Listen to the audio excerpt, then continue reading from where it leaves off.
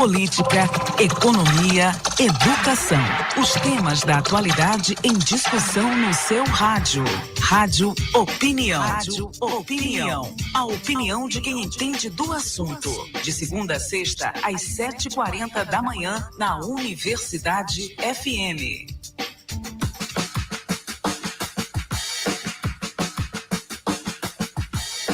ESG, sigla em inglês para Meio Ambiente, Social e Governança, e reputação, sinônimo de sobrevivência empresarial e competitividade. Essa é a temática que a gente vai desenvolver agora aqui com a jornalista Adriana Vieira. Adriana, bom dia, seja bem-vinda mais uma vez à reunião. Obrigada, é um prazer estar aqui. Que bom ter espaço para falar de uma pauta tão importante, né? Sim, claro, né? E também cada vez mais abrangendo, né? Tomando espaço o ESG, que parece que virou uma coisa mesmo. Você fala de reputação, né? Cada vez mais isso está andando de mãos dadas, digamos assim, para uma boa atuação empresarial, né, que envolve muitas coisas, né? A coisa ela não é tão simples, mas ela deve ser tomada como uma grande iniciativa e deve começar de alguma maneira, não é isso, Adriano? Eu queria que você falasse sobre esse conceito, como isso vem se desenvolvendo, principalmente aqui em São Luís, na nossa capital, que estamos vendo, observando de uma maneira bem ampla, né, uma diversificação, uma maior complexidade em termos de negócios. Hoje a gente vê uma série de coisas frutificando, né, dando frutos aqui em São Luís, isso é muito importante. Com certeza. Bom, o ESG, na verdade, é uma agenda, né, que vem do inglês, é um resumo, né, das 3 letras do E de environmental, que é meio ambiente, S de social e G de governança. Então, ESG ou ESG é, na verdade, uma agenda dentro da sustentabilidade. A sustentabilidade é o guarda-chuva macro, né, o universo maior, e dentro dessa agenda de ESG, o que se percebe? Como é que isso surgiu?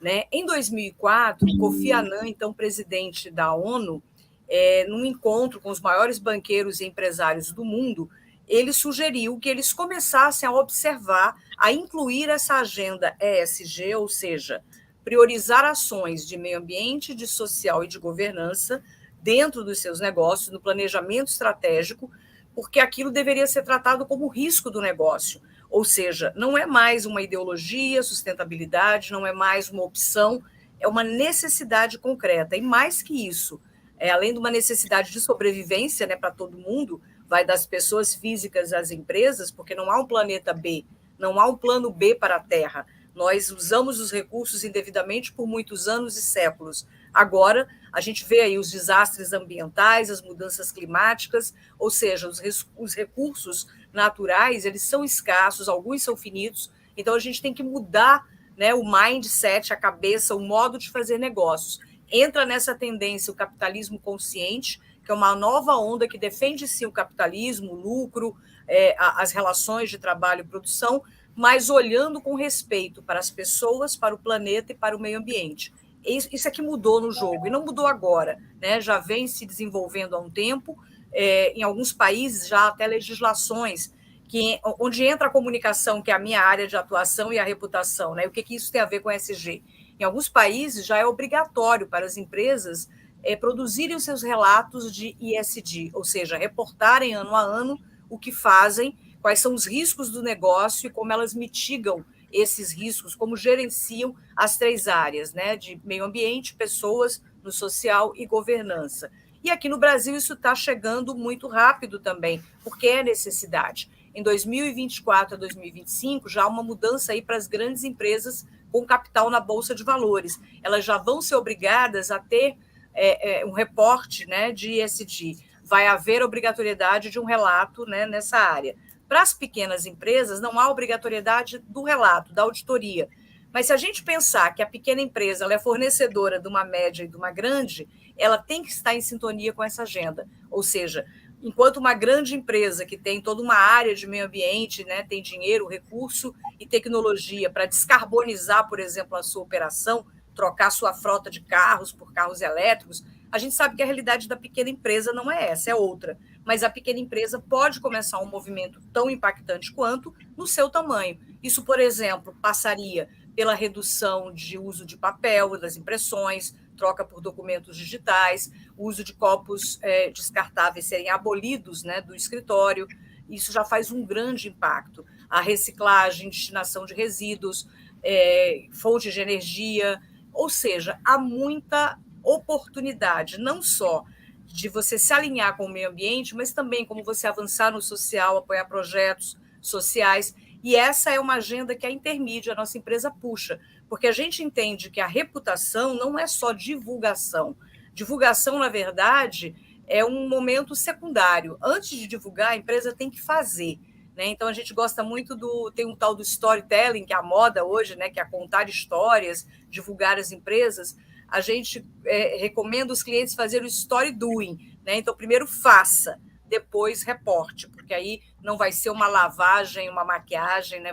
Não vai ser um oportunismo de marketing, vai ser uma realidade. Então, o que a gente aposta, o que a gente criou, eu fui estudar ESG para poder atuar nessa área, né? Eu concluí um MBA nessa área e a gente fundiu aqui na Intermídia essas duas vertentes, né? A orientação às pequenas e médias empresas de como iniciar uma jornada no ESG, o que fazer, que vai desde o estudo dos seus públicos-alvos, né, até a materialidade, que são os riscos do negócio, a natureza do negócio, e aonde você pode inovar no seu plano estratégico dentro dessa área. Mas por que a gente faz isso na divisão ESG da Intermídia? Porque a gente visa a reputação da empresa. Então, a reputação avançou muito. No passado, Adalberto, a reputação era uma coisa que algumas empresas se preocupavam, outras não.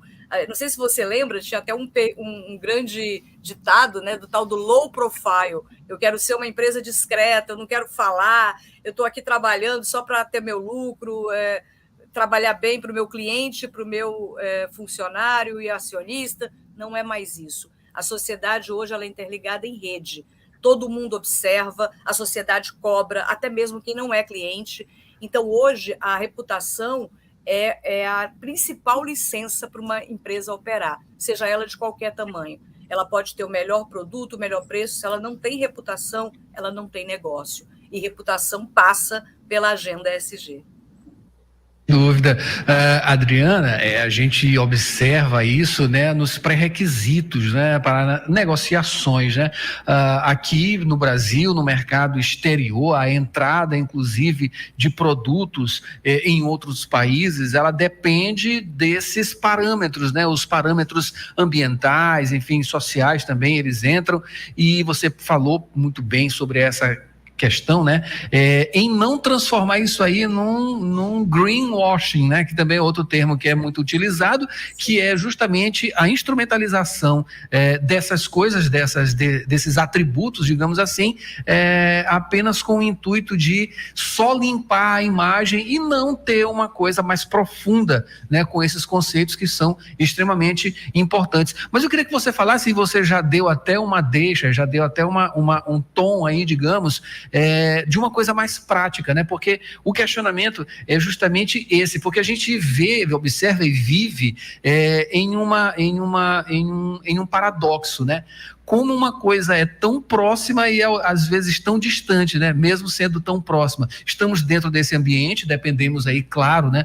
Não só das questões ambientais, como sociais também, mas isso em termos práticos, você falou sobre o copo de plástico, enfim, a redução de papel ou a eliminação também, entre outras coisas. Mas o primeiro passo, esses são os primeiros passos, mas como manter e alcançar e lograr um espaço maior, digamos assim, desses conceitos dentro de uma experiência empresarial? Excelente pergunta, e eu acho que é esse o X da questão. É como realmente fazer algo efetivo. Eu diria que a gente tem que começar do zero e ir subindo os passos corretos, né? O zero seria, o passo 1 seria o letramento, o entendimento do que é o ESG e como ele se aplica à sua empresa. Então, eu tenho uma papelaria de bairro, eu tenho uma loja no shopping, eu tenho uma indústria pequena, enfim. você tem que contratar uma consultoria, né, para que faça, e isso a gente faz na Intermídia, a gente faz o estudo dos públicos, o estudo do diagnóstico, do planejamento estratégico da empresa e aonde o ESG pode se inserir, inclusive como uma oportunidade de inovação. Porque quando a gente faz esse estudo, não é uma questão de custo para a empresa, mas é uma oportunidade, inclusive, de lucro, não só por ela estar numa agenda moderna, para estar em sintonia com o que o mercado global pede, mas também por você rever o seu próprio negócio. Então, você percebe oportunidades ali até de economia, né, de reajuste mesmo das engrenagens. O passo 1 é esse, é fazer um curso, é fazer um letramento da equipe e depois começar uma grande campanha. Esse movimento só dá certo se ele vier do nível da diretoria, do dono do negócio, né, para todas as outras esferas. Não é um movimento de base, mas é um movimento realmente de cúpula, e isso tem que ser liderado pela gestão, pela direção da empresa. O segundo passo é aplicar materialidade. O que é materialidade? Nesse primeiro diagnóstico, você estuda quais são os públicos que esse negócio se relaciona e quais são, enfim, qual é a produção, quais são os riscos do negócio, e aí você forma uma matriz onde tem as prioridades desse negócio e os riscos associados a isso. Isso a gente chama de materialidade. O segundo passo, então, é determinar a materialidade do seu negócio e como ele conversa, quais as oportunidades para o ESG. No terceiro passo, já é você começar a aplicar os projetos do E, do S e do G. Vou dar um exemplo muito pontual, mas muito interessante, né? Virtuoso até. Aqui na Potiguar, ainda sem essa nomenclatura de ESG, porque esse projeto já aconteceu há 4 anos, né? Já vem sendo desenvolvido, a Potiguar, ao estudar, ao rever o seu negócio, é um home center, né? Uma loja de material de construção, percebeu que tinha muito descarte de banner plástico. Então, aquele banner plástico, ela usava nas propagandas um mês e depois descartava. E a empresa se incomodava com isso, porque não era tão sustentável, né? O plástico já é um material que não é virtuoso para reciclagem, enfim. E aí uma ideia dentro da empresa surgiu com um foco apenas ambiental, apenas de reciclar o plástico. Eles contrataram uma artesã para fazer oficinas, né, de corte e costura, mas ao invés de usar tecido, usariam plástico para fazer ecobags, aventais, enfim. E fizeram uma primeira turma, mas o objetivo era meramente descartar aquele plástico. Então, essa turma foi feita na própria empresa, aberta à comunidade, que eles fazem vários cursos lá, né? Tem a experiência do cliente na loja, e era só isso. E aí o nosso olhar, né, de consultoria já ampliou esse foco. A gente já falou, olha, vamos unir o E do ambiental, que está muito bom nesse projeto, com o social. Vamos levar esse projeto para as periferias. Há muitas mulheres, né, no Maranhão que estão fora da idade escolar, que estão dentro da zona rural, elas estão ociosas de tempo, mas elas não têm educação formal, elas não concluíram o ensino médio, elas não têm um diploma de nada, mas são mães, donas de casa, que têm tempo livre. Então, se a gente leva, por exemplo, um curso desse, de corte e costura, mas usando o banner plástico, e ensina essas mulheres a fazerem ecobags nas zonas rurais, sem elas precisarem sair de casa, na sua própria comunidade, de repente a gente pode estar também ali descobrindo talento. É claro que nem todas vão virar empresárias ou artesãs, mas de um grupo de 10, de 20 mulheres, você descobre 5, 6, 10 que começam a ter um novo negócio a partir daquela oficina que foi gratuita, que foi levada pela empresa, e aí a gente uniu o ambiental, onde havia o descarte do banner de uma forma virtuosa. Na verdade, não era o descarte, nem era a reciclagem. Era um conceito ainda melhor na economia circular, que tem a ver com o ESG, que é o upcycling, é quando você pega um produto já industrializado, já realizado, e você transforma num segundo produto com mais virtuoso, né? Com um ciclo de vida maior e uma utilização melhor. Então, quando você pega um plástico, um banner plástico de uma propaganda e você que ia descartar, e você transforma numa sacola ecobag, né, para usar na feira, no mercado, e que tem uma vida, enfim, até a pessoa realmente querer, né, até jogar fora, porque não vai... É um produto ali para a vida toda, digamos assim, você transforma aquilo num segundo estágio mais virtuoso do produto. Então, isso é um exemplo de upcycling que a Potiguar fez. Mensalmente tinha essas oficinas, levava essa artesã, bancava todo o projeto, e a zona rural recebia através de associações de moradores, de bairros, e aí entra o S do social. Você está transformando vidas também de mulheres, levando capacitação, levando, né, o vírus ali do empreendedorismo, do microempreendedorismo, que é uma coisa que eu acredito muito.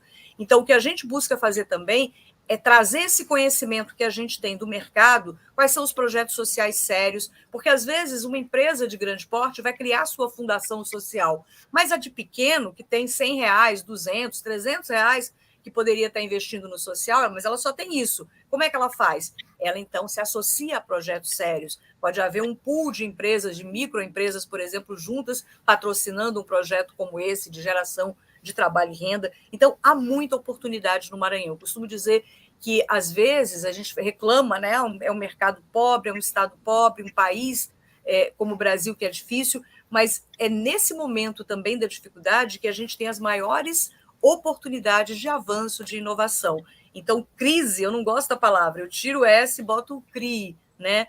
Acho que o SG e reputação tem tudo a ver com isso. É a gente criar, é para isso que a gente trabalha. Na Intermídia, o nosso slogan é comunicação com propósito. Então, muito mais que só comunicar uma ação de assessoria de imprensa, a gente quer realmente entrar nos negócios, na inteligência do planejamento estratégico, trazendo essa visão, né, de várias frentes. A gente não faz nada sozinho. Então, a gente vai buscar um consultor de meio ambiente, vai buscar uma consultoria, de repente, de social, e a gente juntos tem um pool, né? A gente atua em contato com a Rede ESG Brasil, da qual eu sou coautora de um livro que a gente lançou para as PMEs, né?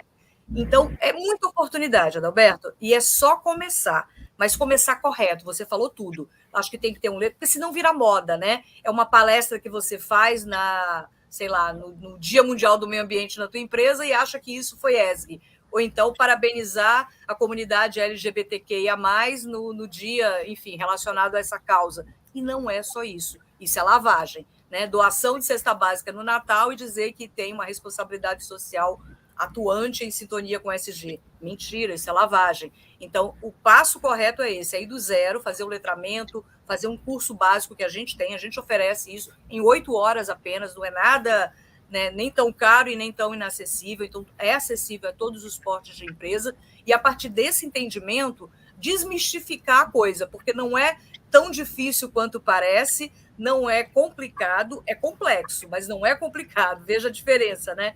E é realmente estimulante quando você... Porque a Potiguar, por exemplo, com esse projeto, eles não só atingiram essa questão do social, né, como também descartaram os plásticos que incomodavam de uma maneira muito virtuosa. Então, é oportunidade, sim, de negócio, de propósito para o negócio. Maravilha. Adriana, me vem um verbo à cabeça, né, assim, ao pensamento, que é despertar, que é bem interessante. Eu queria finalizar com você falando sobre, nessa questão também do despertar, né, sobre uma obra chamada ESG, Estratégia de Sucesso, lançada ano passado, né, pela editora Lisboa. Você faz parte desse projeto também. Enfim, a gente finalizar, amarrar tudinho hoje que a gente falou aqui com um livro, né? Ler é muito bom, né? Tem várias experiências, né? Claro, palestras e tudo mais, né? O vídeo da internet, que como esse aqui vira também, né? A pessoa pode ver, enfim, tem esse contato, mas também tem uma leitura que é uma coisa mais profunda, né? Indo também na contracorrente da coisa da instantaneidade da internet, né? Que a gente vê a coisa tudo muito fragmentada e acaba no final não entendendo muita coisa. O livro ainda é muito importante, e uma leitura boa, concisa e compenetrante, ela tem resultados muito positivos também. Enfim, vamos falar sobre esse livro para a gente finalizar. Olha aí, o ESG. Está aqui, exatamente. Esse livro, ele é fruto de colegas que se reuniram. Nós cursamos o MBA, né, em ESG pelo IBMEC, concluímos esse MBA e pensamos que a gente tinha que ir além. Democratizar aquele conhecimento, né? Há muitos pequenos empresários que não têm tempo, não têm recurso de cursar um MBA, não tem tempo para isso, e a gente aqui nesse livro reuniu, na verdade, 22 coautores, pessoas de áreas completamente diferentes. Então, tem um especialista no varejo, tem o rapaz da indústria, eu falando sobre comunicação e reputação, uma outra colega já fala sobre como o associativismo fortalece as pequenas e médias empresas dentro do ESG. Ou seja, cada capítulo é um tema diferente, mas é quase um mini manual com ideias, como implantar o ESG. Então, é realmente um despertar. Acho que o verbo você não poderia ter sido mais feliz.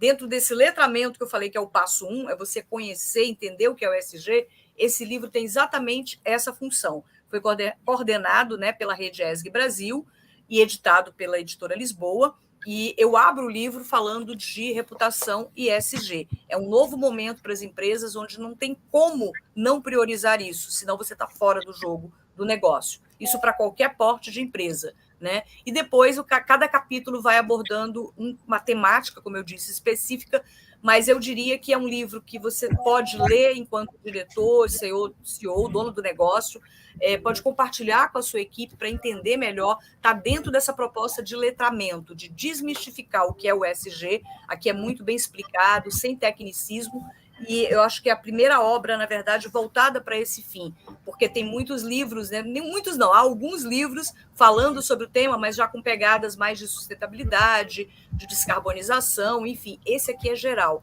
Ele vai do social à governança, a gente tem um pouco de cada letra e ideias, né? Realmente cases práticos. Eu trago esse case da Potiguar aqui em detalhes nesse livro, então eu acho que é uma leitura muito recomendada. A gente tem alguns poucos exemplares ainda aqui na Intermídia e ele também está à venda pela Amazon. Ele já é best-seller, foi lançado em outubro do ano passado e já é best-seller pelo nível de vendagem que alcançou. Então, assim, eu fiquei muito feliz, me senti muito honrada por ser a única representante do Norte e Nordeste nessa obra. E o nosso papel é esse, é causar esse despertar, porque a gente não tem tempo a perder. Não tem tempo a perder tanto pela urgência ambiental, né, pelo planeta que está aí, gritando por uma nova chance, né, de se regenerar, e passa pelos nossos hábitos, como pessoa física, como a gente trata o lixo, como o que a gente consome, e passa também pelas empresas, né? O social não justifica a gente ter pobreza, e aquele prêmio Nobel, né, Yunus, ele defende muito isso, não justifica ter pobreza no mundo. Ele lançou um livro recente também, que é uma outra leitura, que é O Mundo dos Três Zeros, onde ele quer zerar a pobreza, entre outros aspectos negativos. E isso é possível através da união, através de um planejamento estratégico, onde reputação e ESG sejam coordenados de uma forma profissional e priorizados em qualquer tipo de negócio. É essa a proposta hoje de trabalho da Intermídia, é assim que a gente atua, e a gente traz ideias nessa área. Então, assim, existe esse despertar em São Luís, a gente já mantém contato com algumas empresas, enfim, mas a gente precisa alavancar isso, né, como uma coisa mais forte. Não é realmente uma opção ideológica da empresa A ou B, mas tem que ser um movimento, como foi a qualidade total, lembra? Quando surgiu, era aquela coisa de fazer 5S, depois foi avançando, e realmente a qualidade total hoje, ninguém fala que tem qualidade, né? Ou seja, tem que ter, senão você não está no mercado. E realmente ESG e reputação, na minha visão, é isso. É o tem que ter dessa nova era de negócios, né? Então vamos despertar, né, Adriana? Vamos. Acabei de receber aqui a Adriana Vieira, ela é especialista em ESG e reputação, ela é CEO da Intermídia Comunicação Integrada, jornalista, empresária, premiada, enfim, fez parte do nosso plantel aqui da Rádio Universidade, né? A gente tem muito orgulho. Muito bacana. Enfim, uma jornalista que que dispensa até apresentações. Adriana, muito obrigado pelas suas informações aqui, enfim, boa sorte sempre nesse trabalho, né, brilhante, e que continue brilhando e despertando também outras pessoas, né, que isso é importante. Muito obrigado. Eu que agradeço esse espaço e que bom que a gente tem a Rádio Universidade, tem esse espaço com você, Adalberto, de pautas realmente relevantes para a sociedade. Você desperta a gente todos os dias, né? Então, parabéns pelo seu trabalho também para a rádio. Olha, eu que agradeço. Agora eu ganhei o dia aqui, viu, Mayra Nogueira? Ganhei o dia. Muito obrigado, Adriana. Bom dia e abraço também a todos lá da Intermídia também, né? Obrigada.